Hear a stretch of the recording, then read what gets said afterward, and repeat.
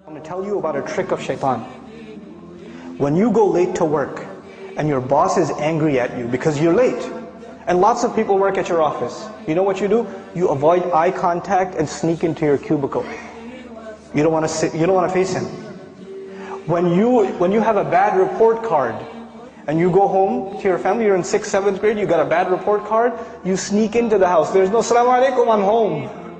You sneak in and you kind of go and you pass out, you go to sleep. Right? What happened in school? Nothing.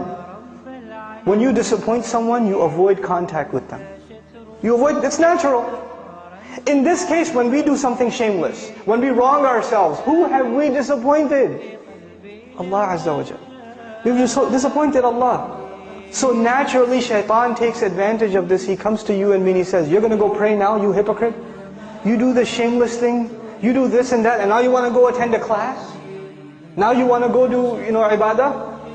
You should be, you're such a two-faced person. So this person says to themselves, yeah, I shouldn't go pray because I'm two-faced. Shaitan takes advantage. He distances you from Allah. And we're embarrassed to go before Allah Azza wa Jal. But the true muttaq, he does something wrong. He does something wrong. And immediately what does he do? He remembers Allah.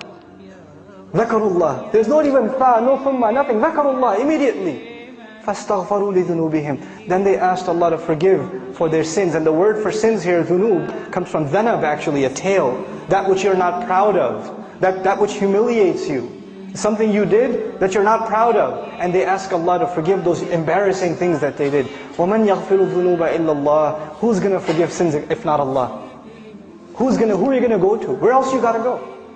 Who knows the things that you and I have done wrong except ourselves and Allah? There's a lot of things in our closet that Allah has not exposed. And only Allah knows, and we have to find the time to ask Allah to forgive. This is the main attribute of people that are described that enter Jannah. أُولَٰئِكَ لَهُمْ جَنَّاتٌ تَجْرِي مِنْ تَحْتِهَا الْأَنْهَارُ. The ayat are coming. The sandwich between mentions of Jannah. And the last thing I share with you about this final passage, one time I was with my family and we were at a mall. And this other mom, her child, she was yelling at her child. This mother was yelling at her child. And the kid's crying his head off. And she even gave him a little, But you know where the child went? After he even got hit and yelled at? He's still holding on to the mother.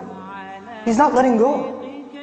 Everywhere else around there are these ugly, gigantic strangers. He doesn't want to deal with them.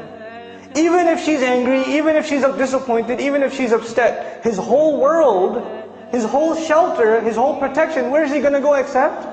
His mother. And it made me think, subhanallah, when you and I sin, when you and I disobey Allah, where are we going to go? Where else is there to go? Who do we turn to? We don't have anywhere else to turn. So even if we disappoint our Lord, even if we fall short of the standards He set for us, the true muttaq, the hopeful of Jannah, he never loses hope in Allah. لا تقنطوا من رحمة الله. Don't lose hope in the mercy of Allah. You're not allowed to lose hope in the mercy of Allah. This is the attitude we have to internalize.